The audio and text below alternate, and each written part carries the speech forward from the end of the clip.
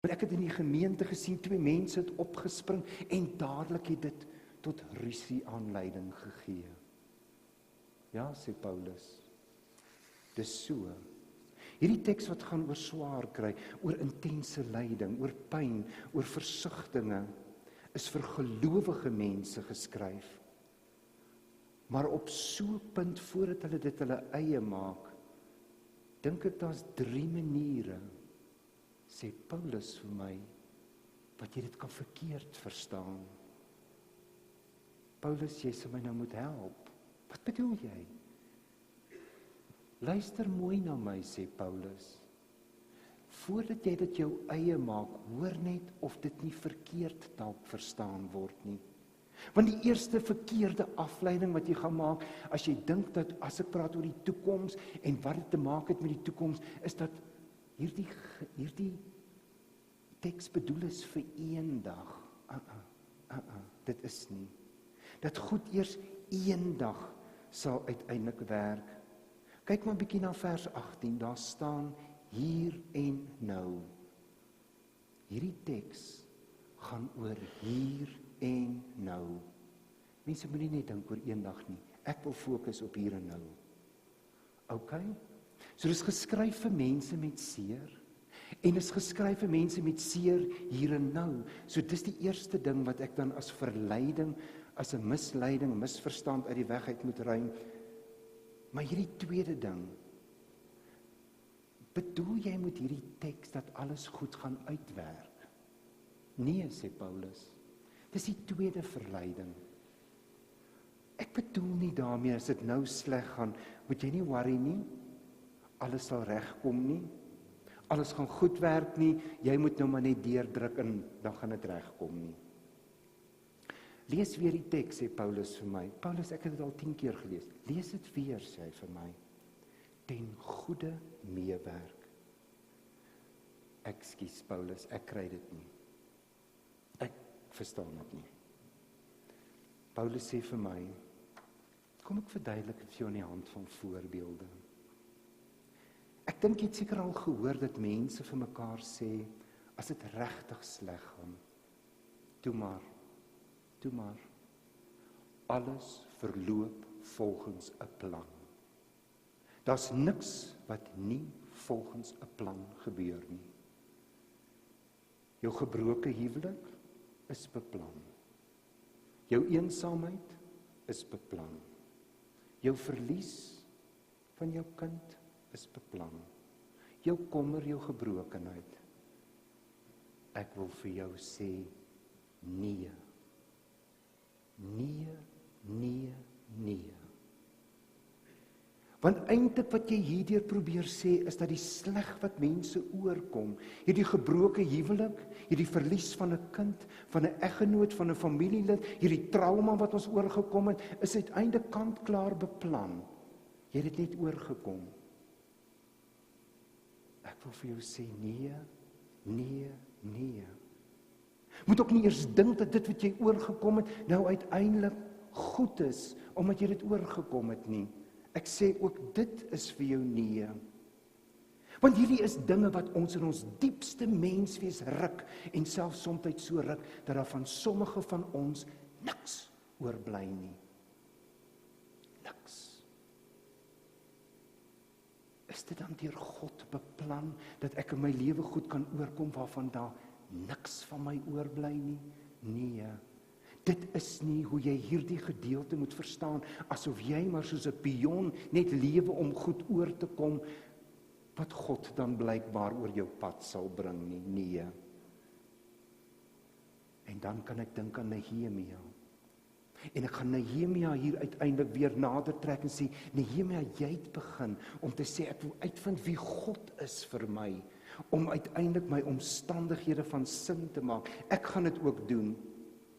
En as ek dit wil doen, dan sê Paulus, wag so bietjie. Ek het net 2 van die goed genoem, wat jy uiteindelik hierdie teks mee verkeerd kan verstaan. Was nog 'n derde ding.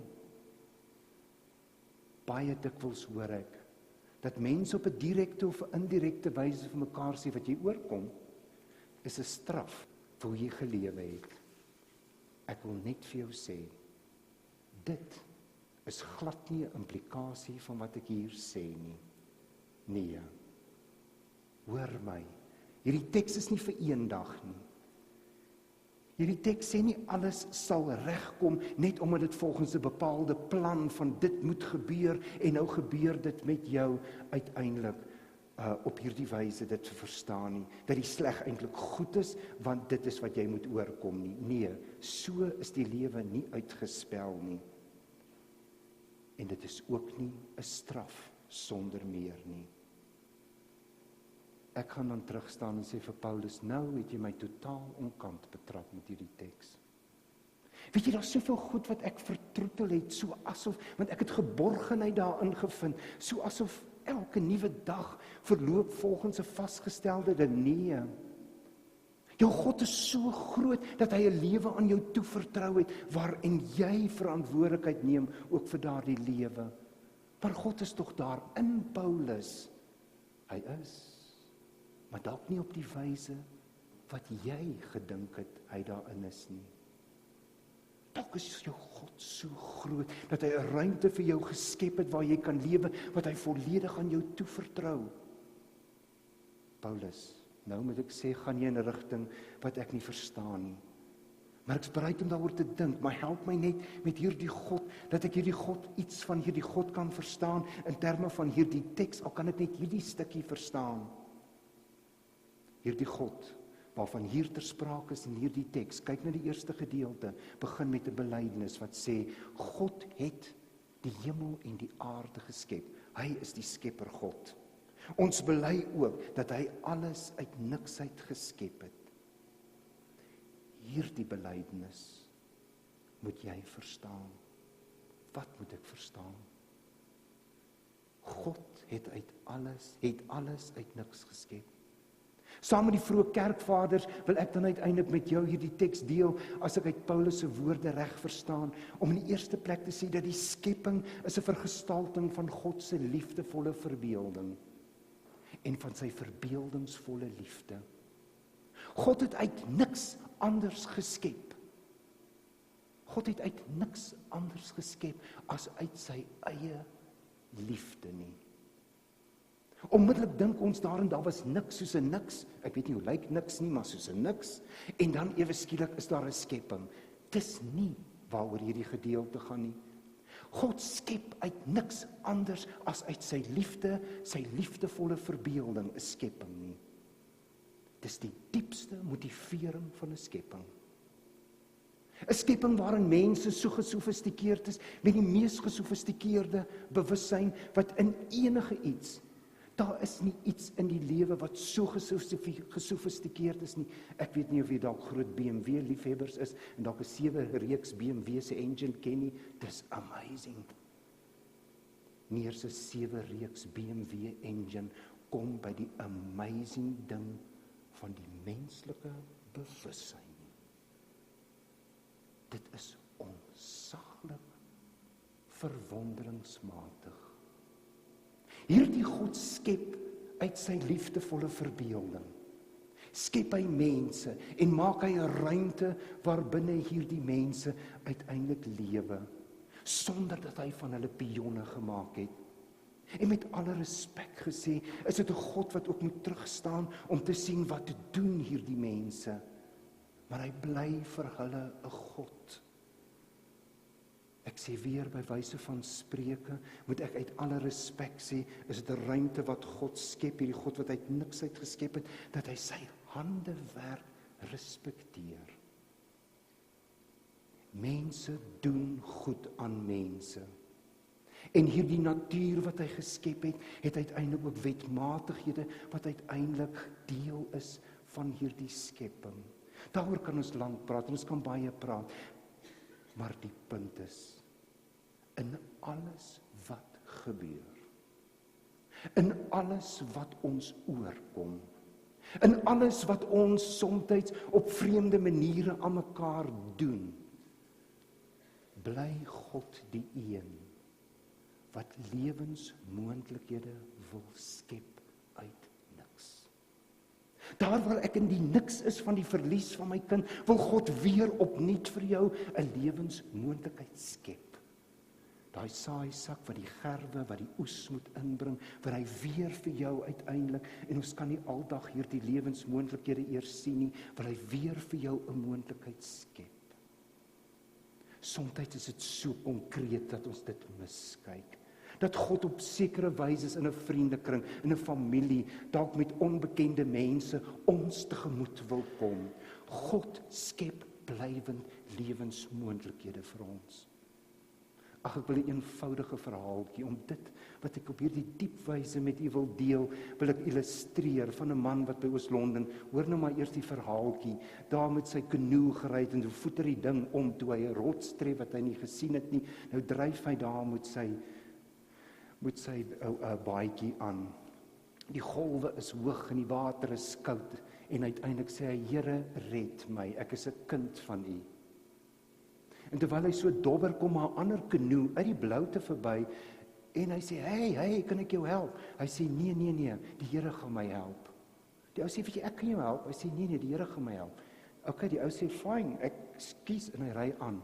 Die volgende oomblik kom 'n groot vrag olie tankskip daar verby, en kan jy nou glo, die kaptein stap juis op daai oomblik uit. Hy sien daar's iemand daar. Hy stop die boot en hulle stuur 'n bootjie uit en hulle sê vir hom: kom ons help jou. Hy sê: nee, die Here gaan my help. Ag, jy weet nou waartoe gaan die verhaal, nie? Jy hoor dit. So gaan hy aan. Nog 2 keer kom daar mense om hom te help. Hy verklein, hy gaan dood. Hy staan voor die hemelpoort by Petrus. Hy klop aan daai deur en sê: Petrus, maak vir my oop. Ek is iemand met 'n groot stuk ongelukkigheid in my hart. Petrus sê: okay, kom in. Ek weet nie waaroor is jy ongelukkig nie. Wat is jou naam? Jaco? Ja, nee, Jaco, kom in. Jaco, kom in. Hy sê: kan ek asseblief met iemand praat oor wat met my gebeur het? Hy sê: ja, ek kan met Paulus praat. Hy's regtig die slimste ou hier rond. Hy kom met Paulus, hy sê: hallo Paulus, en Paulus sê: hallo Jaco. Hy sê: ek het 'n probleem. Hierdie belofte van die Here dat hy daar sal wees vir ons. En kyk wat het ek oorgekom. Hy sê: wat het jy gesê is jou naam? Jaco. Weet jy, ons het 5 keer probeer om jou te help, maar jy het uiteindelik jou rug op ons gekeer. Dis 'n eenvoudige opgemaakte verhaal. Maar wat hierdie diep waarheid, meen ek, uiteindelik wil illustreer, dat God op soveel verskillende maniere ons tegemoet kom, te midde van ons omstandighede. Maar dan sal ons dalk soos Josef 'n droom moet hê, wat my deur my omstandighede vat. Soos in Nehemia uiteindelik sê: kom, ons doen dit saam, ek kan dit nie alleen doen nie. Daar kan nog voorbeelde wees. Maar saam met baie ander gelowiges het ek al 'n pad gestap, waarin hulle gesê het hoe diep hulle seer gekry het, en dan ook bely het op watter wonderlike wyse die Here hulle tegemoet gekom het met konkrete moontlikhede. Dit is die rondheid van God se genade. Dat hy blywend vir ons, wanneer ons in hierdie horisonne vaskyk, dat hy vir ons nuwe lewensmoontlikhede wil skep. Hy's nie 'n towenaar nie. Dit gaan nie beteken dat al my omstandighede ewe skielik reg is. Die leë plek gaan 'n leë plek bly. Hierdie versteurde relasie wat gebreek het, is 'n versteurde relasie. Daar's niks goed daaraan nie. Niks. Dit is hartseer en dit is gebroke. En ons moet dit in die oë kyk. Hoe kyk ons so iets in die oë? Die gees van God as trooster is so konkreet soos ons lewensomstandighede. Ek wil saam met u baie vinnig net so na 'n klompie konkrete riglyne kyk.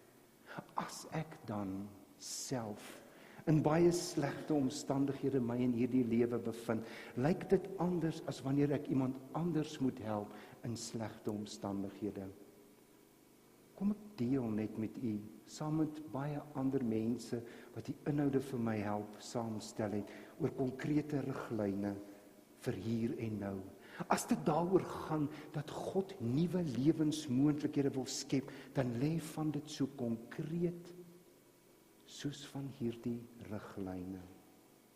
As ek myself op hierdie landskap van Krete bevind, maak jou hart leeg soos wat jou hart daarna vra. Ons het so baie stereotypes. As 'n gelowige mag ek nie huil nie. As 'n man mag ek nie huil nie. Maak nie saak wat nie. Ek mag nie uiteindelik voor die Here staan en sê, maar hoekom nie, Here? Die punt is net, ek sal die waarom vraag wat ek nie eers aangespreek het nie. Die waarom vraag sal jy vir jouself moet vind. Iemand kan dit nie vir jou gee nie. En dan van die goed wat in die lewe gebeur, is daar ook die moment van tragiese onbegryplikheid. Erken dit net. Erken dit net dat daar ook aan sekere goed 'n tragiese onbegryplikheid is. Dat ons dit nie kan deurdink met die mooiste woorde nie. Ons kan nie dit mooi maak nie. As jy in daardie oomblik van omstandighede van verlies, van diep ontnugtering en verlies, gebruik medikasie. Gebruik saam met 'n dokter die medikasie wat hulle vir jou van voorskryf, want jy moet weet dat jy 'n diep versteurde chemiese wanbalans het as gevolg van skok. Daarom is iets soos depressie ook deel daarvan. Dis 'n natuurlike reaksie van jou liggaam wat uiteindelik deur diep skok gaan. Wanneer jy by jou positiewe weer uiteindelik kom, noem jy die seer by die naam. Die feit dat my huwelik nie nou gewerk het nie en ons uiteindelik uitmekaar uit moet gaan. Die feit dat ek uiteindelik sonder hierdie man of kind van my as gevolg van hierdie ongeluk moet lewe. Of die feit dat, wat jy ook al verwoord, noem dit by die naam dat die werklikheid daarvan by jou op een of ander wyse kan indring. Want die narkotiese effek van skok en van hartseer is so geweldig, dat dit vervreem jou van die werklikheid. As daar skuldgevoelens is, want soms is daar, noem ook dit by die naam, dat jy spesifiek daarmee kan werk. Skuldgevoelens kan jou vernietig. Tyd bring nie sonder meer genesing nie, het ons gesê. Tyd kan jou vernietig, kan 'n monster word. Wees bewus daarvan dat daar veranderinge in jou lewe gaan wees. Daardie leefplek bring veranderinge. Jou hele roetine kan anders wees. Jy sal die veranderende omstandighede van jou huis, net soos ons die veranderende omstandighede van ons land, in die oë moet kyk en daarmee moet werk en ophou om net klaarpotte te wees en nie instrumente tot hoop nie. Kry vir jou 'n vertroueling. Dis belangrik en asseblief, as daar dames is wat my nou hiervoor gaan verkwalik, doen dit. Jou haarkapper is nie 'n vertroueling nie. Jou haarkapper is nie jou vertroueling nie. Kry iemand by wie jy sommer meer net jou hart kan uithuil. Vir wie jy kan sê, weet jy, dis ongelooflik sleg. En wat die taal wat jy dan sal gebruik, uiteindelik sal sê, maar Marie, dis okay. Dis okay. Dis hoekom ek van krete gepraat het. Ek het nie woorde daarvoor nie. Daardie oomblik wat ek in my lewe ervaar, is gelyk aan 'n kreet. Dis gelyk aan 'n kreet. Want dit is ons diepste seer. Raak betrokke by 'n ondersteuningsgroep. Dis soms help dit vir jou om net hierdie ongelooflike seer op een of ander wyse net in jou lewe bymekaar te hou, dat jy net jou sanity kan bewaar. Of raak betrokke by 'n diensaksie. Dit werk nie vir almal nie. Dis nie resepte hierdie wat ek vir jou sê nie. Jy moet dit vind wat jy self kan uitwerk. Wees bedag daarop dat mense aanvanklik baie naby aan jou is en 3-4 weke later is jy op jou eie. Heeltemal op jou eie. As dit soms dubbel so sleg, weet dat dit gebeur. Weet dat jy 'n nuwe lewenskoers sal moet inslaan.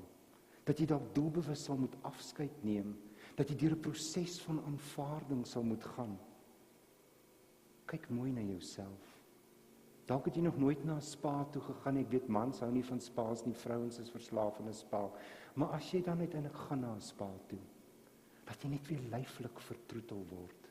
Dat jy net uiteindelik iets van hierdie vertroosting op jou vel kan voel. Dat jou naels weer mooi lyk en jou hare goed lyk. Doen dit. Versorging.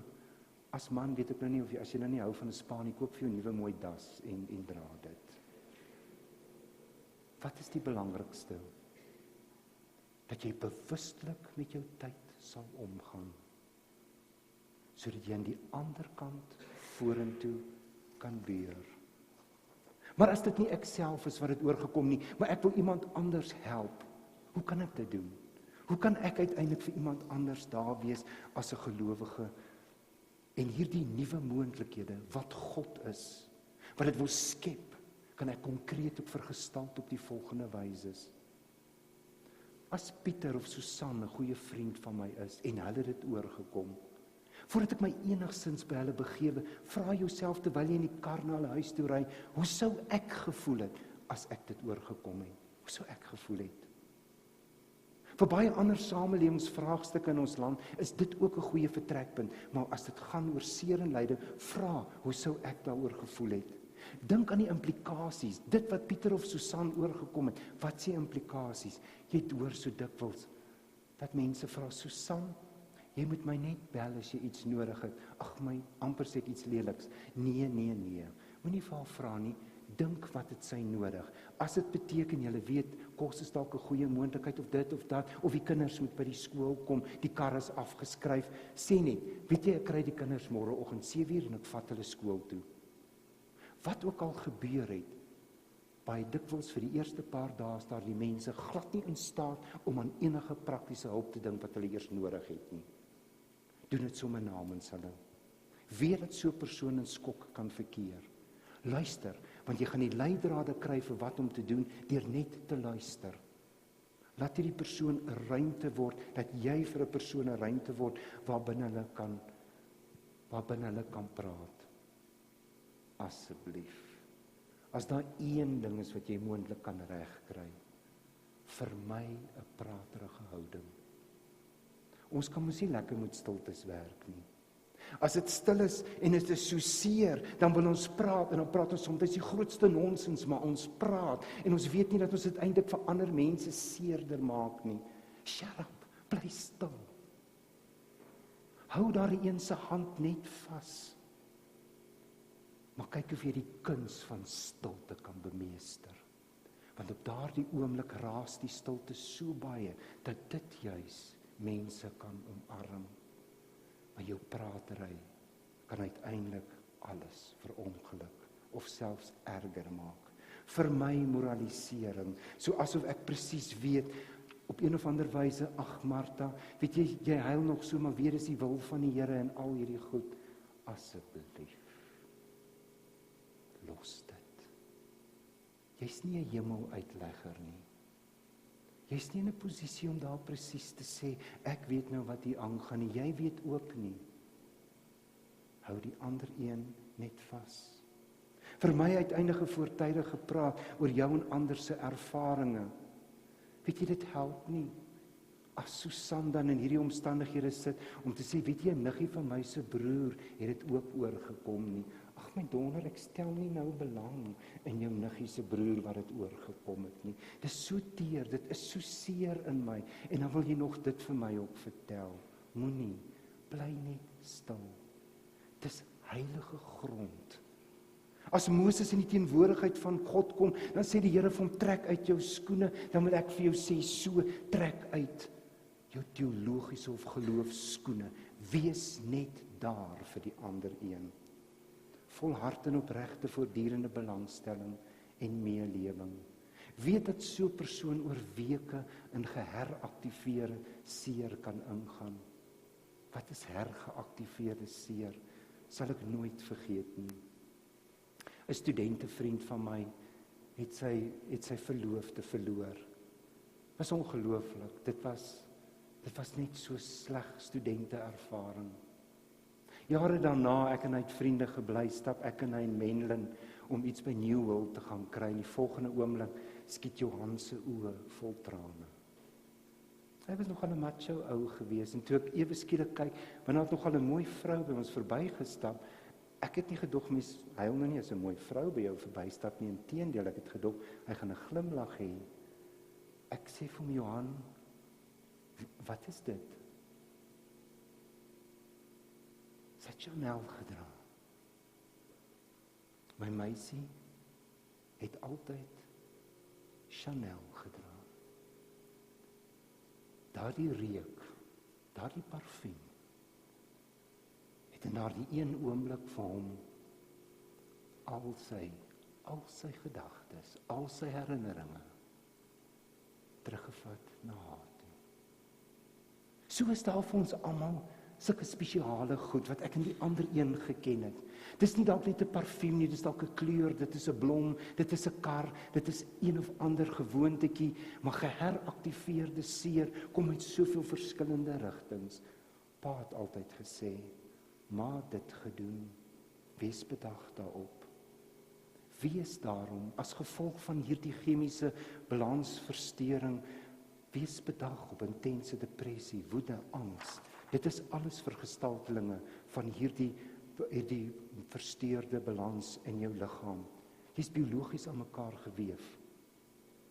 As ek ietsie in jou skouer gaan indruk, gaan daar nie water uitkom nie. Wat kom maar uit? Bloed.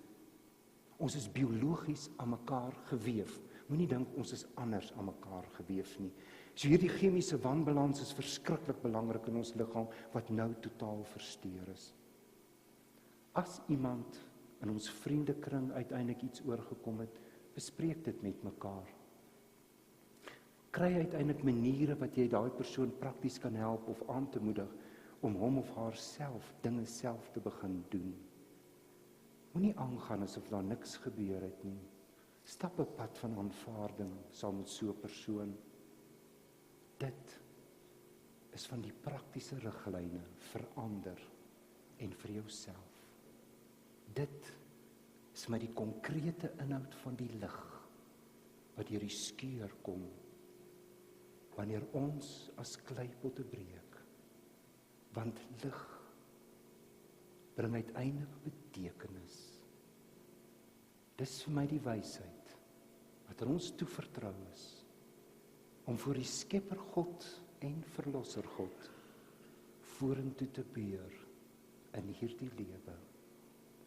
God skep blywend nuwe lewensmoontlikhede.